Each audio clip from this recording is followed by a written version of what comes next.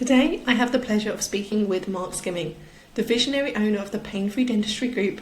With a passion for transforming dental experiences, Mark has built a network of practices dedicated to guaranteeing pain-free dentistry. The Pain-Free Group has become a trusted name not just for patients but for an exceptional place to work. Known for its commitment in innovation, patient comfort and team culture, this group continues to set the new standard for the dental industry.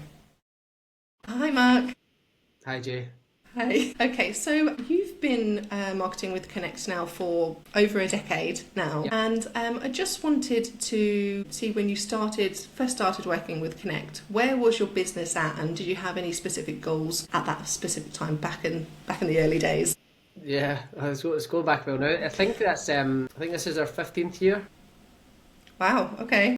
So I just give a bit of background. I started a squat practice, so a brand new practice, zero patients. I just completed a master's in restorative, and I was optimistic and ignorant, I would say, at that early stage, and thinking you could just start up a practice and you would be fine. And that was not the case. We really struggled financially, operationally. Just at that stage, it was a disaster. And so we were in real desperation stages, and I had heard a bit about the Connect team beforehand through guys who I did my masters with that were getting, I'd ask them, where do these patients come from? How do you get patients looking for these types of treatments? Because, I didn't see them in the practice that I had been working in. And so they put me in touch with Callie and the team, and things just improved from there. So at the start, our ultimate goal was really to keep our heads above water. And so to say that we've completely gone beyond the expectations in those early days would be an understatement. Perfect. So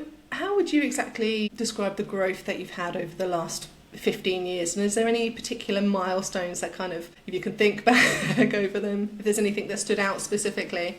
Yeah, probably the main milestones were, the first practice was at the time 4 surgery practice, is now a 6 surgery practice, and it was just me, whereas now it's open 6 days a week, every late night. So that's a milestone, was getting that first practice really, really busy, and for me doing the types of treatments that I wanted to do, so that I wasn't seeing kind of general patients, and that was a progression over a kind of 2 to 5 year period that we achieved those goals. So that would be probably milestone number 1. We built a really good team in dentistry on the square in the first practice, and everybody got to do work that they enjoyed. That's now progressed even further since then. It was really 10 years ago we got it to where we really wanted it to be. I'd say the next milestone from there, after 5-year mark, was to take on a second practice, to say, okay, we seem to have a system here that seems to work and creates happy clinicians doing the type of work that they want to do. They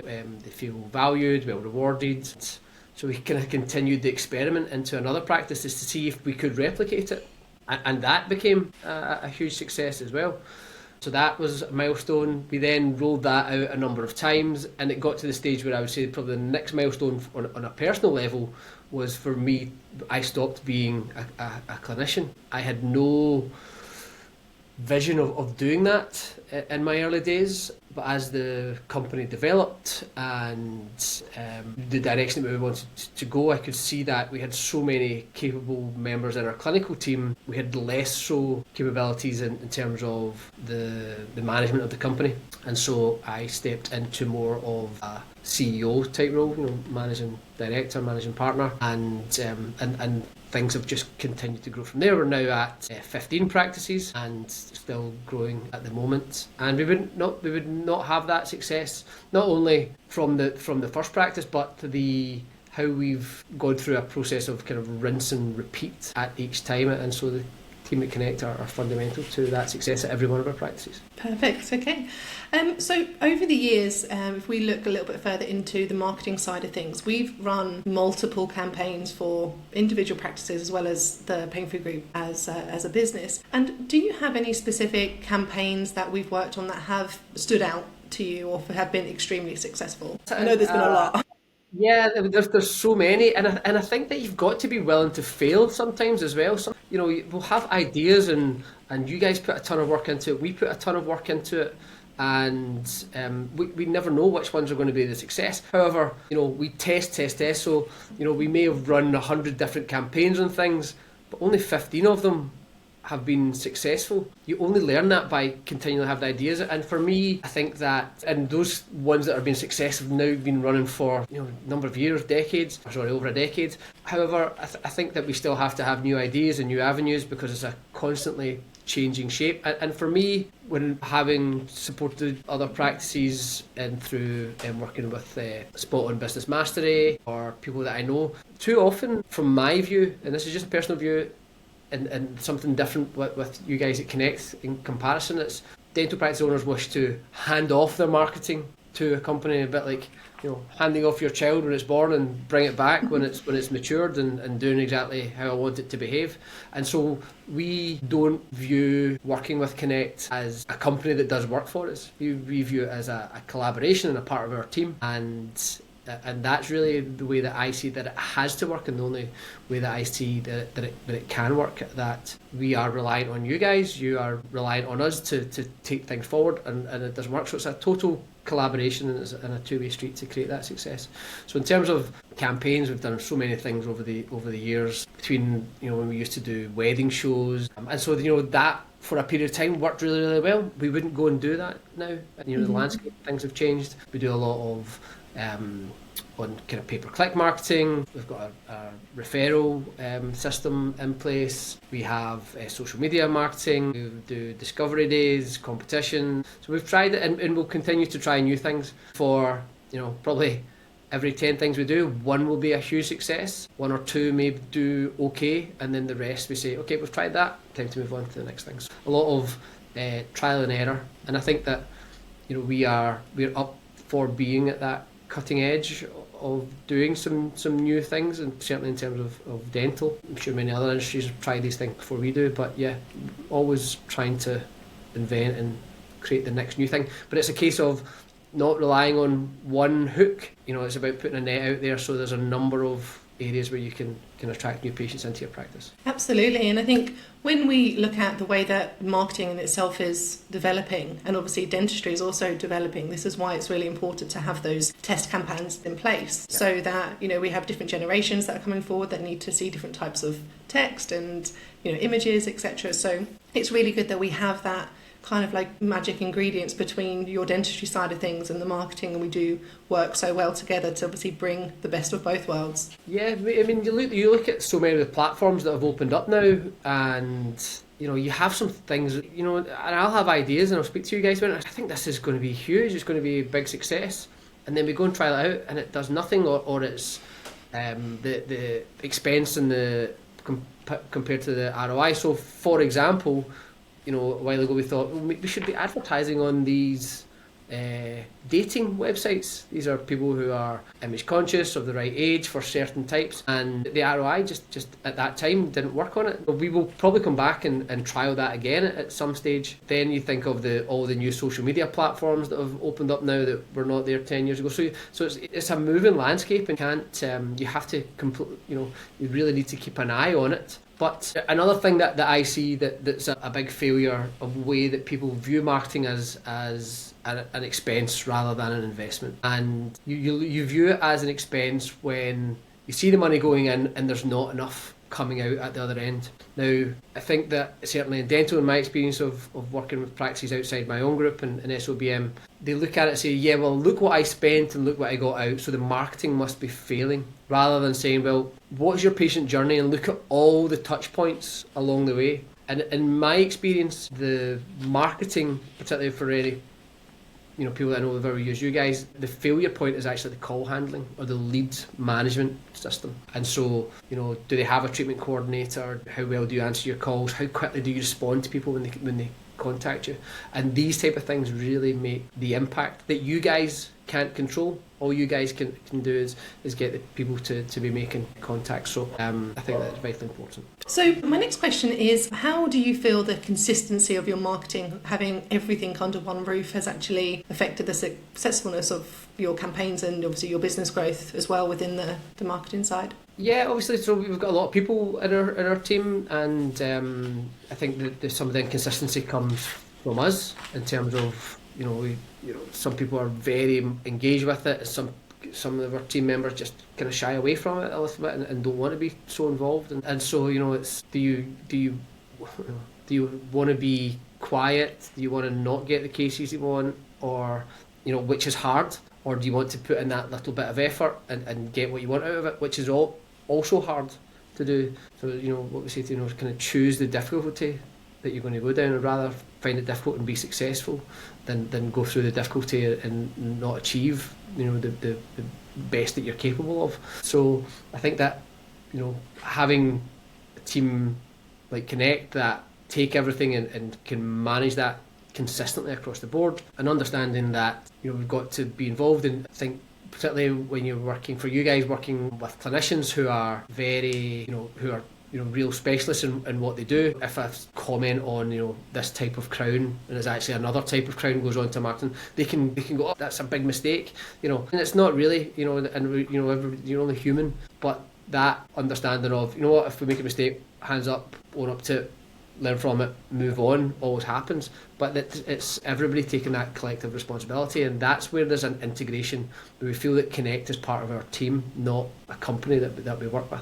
And so having you guys and having everything under one roof, that we know that we can take these challenges that we may face to you, and they just get fixed and they just get organised, and we all move forward together with it. Perfect. Because our marketing is put across in a way that is meant for patients specifically, and going back to how clinicians sometimes view some certain posts, they see it as what they want to see as a clinician. But the way that we work together as a team is to make sure that we're all on the same page. At the end of the day, it's all about getting more leads in, more quality leads in, and for them to be educated before they actually contact you when it comes to using a few more like layman terms, etc., rather than more clinician. Yeah, if somebody wants a brochure to how fantastic they are as a type of website, then Connect another team for them. If you want something where patients are going to be engaged, want to contact you, because I remember in the early days myself thinking, this is, our website should look like the Aston Martin, website. And why is that? And you've got to understand your own biases in there and what you're impressed with yourself. As when you really dig deep into marketing and you say, okay, let's split test and one this look or another look and see what works. You really dig down to it, and it's I think that clinicians in particular, we are trained in to be control freaks and make sure the outcome is achieved at the end, where you've got to take a step back and say, hang on, but we're working with a marketing company, they're the experts. Okay, there are things that we're all taking work to, that may not be known, that does need testing and tweaking and improving. But don't get into a position where you think because you be marketed to that marketing and that your opinion is the be all and end all. The goal is to get patients who are pre-qualified, pre-educated and predisposed to wanting to choose you, and so that's what you guys provide. Perfect. Okay, so we manage for your 15 practices at the moment, and it says a lot about the trust and communication that we have. We deal with multiple people within each individual practice as well. So how important has that trust and communication and that relationship been in obviously maintaining our relationship for such a long time? Yeah, it's all relationship, isn't it? And so relationships can only be built on a foundation of trust. And so from what we get, certainly what we have with you guys at Connect is that trust that there are challenges on the way, and there are things that it's not always, it's the same as we have within the practices. Not everything is the smoothest sailing at all times, but you're working together, and you guys will never be wasteful of what we invest into our marketing. You treat the practices as if they were part of your company, and you're mindful of that, particularly because it does change when you move out from being a practice owner. When you move to just being the owner but non-clinical from being the dentist. Because if I was doing the work, then the ROI from the marketing wouldn't have to be as high as me having to pay another dentist to do the work. And so you guys have a real handle on that, and with what we have with measurement on the numbers, the KPIs that we use, it is in effect managed, and so there is no finger in the air stuff. And that's been a long development over time, where we used to look at our marketing budgets and there would be some degree of guesswork, but with the technology that you guys utilise, the collaboration with our numbers within practice and what we pull in there into our dashboards, it all really makes sense now. So, you guys are trusted 100% and treat our practices as if they were your own. And I mean, that's one of our core values here at Connect, is that, we like to be seen as a connection or an extension of your team. We actually really, really care about the work that we do and the businesses that we work for, and we want to see them succeed. So we really, really do try and obviously make sure that is followed through on like every product that we work on with our clients. So you've been in the dental industry for a long time, well, a while now, and we'll just tread carefully with that one. But what advice would you give somebody that is fresh out of dental school, or they're fresh out of being qualified and they want to start their own business up, or basically put yourself in your shoes when you started out? What advice would you give to them? Find trusted advisors. I think find trusted mentors and people to help you, because there will be plenty. You just need to ask, and I think that when you find people that you can trust, be reliable to them. If they are providing advice to you, have the conversations and execute on them. What needs to be done.